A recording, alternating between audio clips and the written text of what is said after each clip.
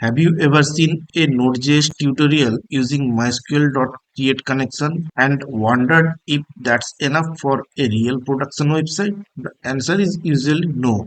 If your website gets multiple users at the same time, a single MySQL connection can become a major bottleneck. In this video, I will explain what a MySQL connection pool is, why it is important, problems with a single connection, how to convert our existing code to a connection pool, and some best practices used in production. Let's get started. What is a MySQL connection? When your Node.js application needs data from MySQL, it must establish a connection to the database.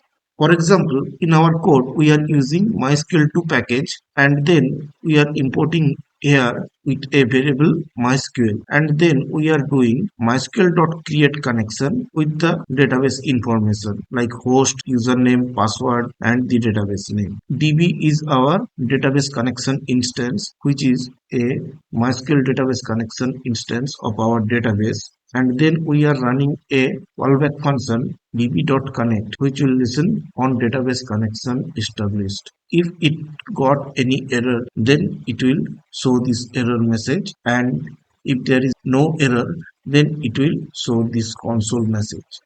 So this create one connection between our application and MySQL. Every query travels through this single connection. At first, this seems perfectly fine. If only one user is visiting your website, it works without any problem. But what happens when hundreds of users start accessing your website at the same time? That's where the problem begins. The problem with a single connection. Imagine your database connection as a single cashier in a supermarket. When one customer arrives, service is quick. But when 100 customers arrive at the same time, everyone has to wait in the line. The same thing happens with MySQL. Let's say user 1 requesting data, user 2 also requesting data, user 3 also requesting data at the same time. That means there are three concurrent connections. All requests must pass through the same connection. So if one query takes longer than expected, the others have to wait. This leads to increased response time, slow in APIs, poor user experience, reduced scalability. And there is another problem. If that connection drops because of network issue or database restart, your application may lose access to the database entirely. What is connection pool then? A connection pool is a collection of reusable database connections. So it is a set of database connections. Instead of creating one connection, Node.js create multiple connections in advance. For example, we have 10 connections. Connection 1, connection 2, connection 10. Now, when requests arrive, request 1 use connection 1, request 2 use connection 2, and so on. When a query finishes, the connection is returned back to the pool and reused. This avoids the expensive process of creating and destroying database connections repeatedly. So, what are the core benefits of connection pooling? Better performance. Connections are already open and ready to use. Handles concurrent users. Multiple queries can execute simultaneously. Reduce database overhead. MySQL does not need constantly create new connections. More reliable. One connection encounters an issue, the other pool can continue serving requests using other connections. Production ready. Most large applications use connection pools rather than a single connection, converting our existing code to a pool. The connection pool theory may seem complex, but actual connection pool creation is very simple. So we will use the same package MySQL2, where instead of MySQL.create connection, we will use MySQL.create pool. So this is another function from this package which allow us to create a MySQL pool connection. And like before, we will use the same environment variables for the host, user, password, and database. And here we have some additional parameters. Here we have wait for connection true. That means when there are multiple connections created and all are in use, then it will wait for new connection to be released. When there are 10 connections connections in limit. So if there are 11 requests comes in at the same time, so it will wait for the connection to be released and reused. Queue limit 0 means the unlimited connection can wait here. No foundation on waiting the connection as a queue. And then pull dot get connection. This is same like before db.connect. This is a callback function where we are running this function when that connection is established, and if there is any error then it will show the error in the console and return, and if there is no error then it will show the connected to MySQL database and connection dot release. And then we are exporting the tool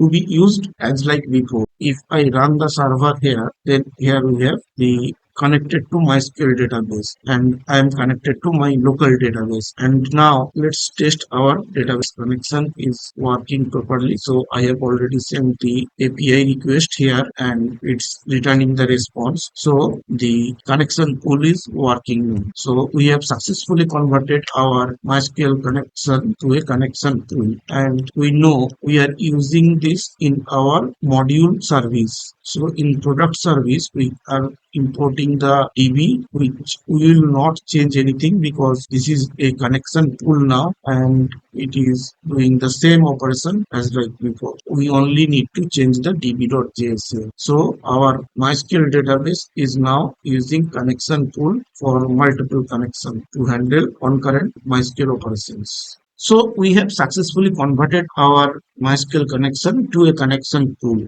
but there are still some best practices we can use. When we are doing the query in our service file, we are doing db.query and using a callback function, and this looks very messy. So as the code grow after the callback, again if we do any query, again callback, so the code will be a nested callback and that will look very messy. To avoid such nesting of our callback, we have to use require MySQL to slash promise, and it will create a connection pool promise, and then here we can use db.query directly and we don't need to use any callback. Instead we can use await, so it will wait for the query response. So the code will change like this: db.query and the query and only the parameters, nothing else. So here const result equals to await db.query, then we have the query. And for to use await, we always need to use async here. If you don't know how async await works, you can watch the video placed in the icon of this video. So as before, we need this response, and now this is our latest code with async await. So this is our final code, but still there is a problem. We have updated the function with async await, but the error handling is missing here. So for every query or every function in backend, we must do error handling with try catch.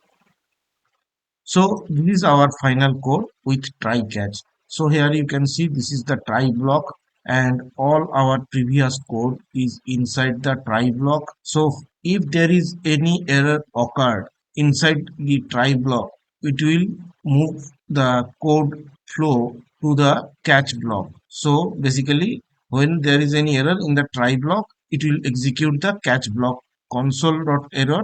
So it will show the error in the console and return the API response with 500 status code.